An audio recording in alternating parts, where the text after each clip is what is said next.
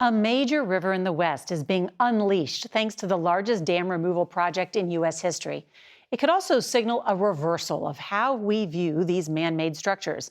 Instead of monuments to human ingenuity, some now say they have been decimating ecosystems for over a century. In tonight's Climate Watch, CBS's Ben Tracy introduces us to the native tribes who push for change. One of our oldest stories talks about the connection between us and the river and the salmon in it. Frankie Myers is a member of the Yurok tribe, Native Americans who for 10,000 years have been tied to the Klamath River and the abundant salmon that once swam through it. Without salmon in the river, there's no need for Yurok people to be here. But this essential artery was blocked more than a century ago when construction started on 4 dams along the Klamath. They generated power that fueled western expansion, but decimated the salmon population, which could no longer swim upstream to spawn. Stagnant water behind the dams became a toxic stew of green algae. And so what have these dams symbolized to you? As a monument to manifest destiny, this idea that we're not a part of nature. It's here for our use, and we could do whatever we want with no consequences. You guys want to have war? Let's have war.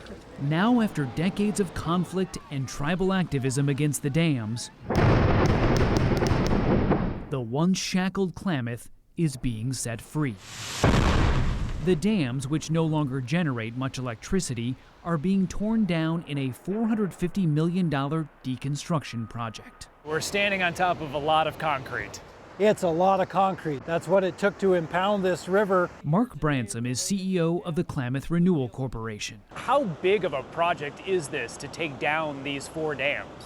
We believe it may be the largest dam removal and salmon restoration project ever undertaken anywhere in the world. But last week at the base of another dam, hundreds of thousands of tiny hatchery salmon were killed, likely by high water pressure as they passed through a tunnel open to let the river flow through.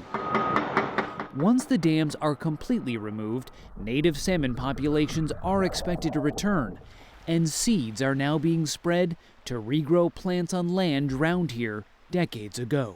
Literally planting seeds for our future.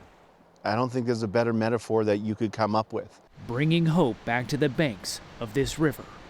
Ben Tracy, CBS News, Copco, California.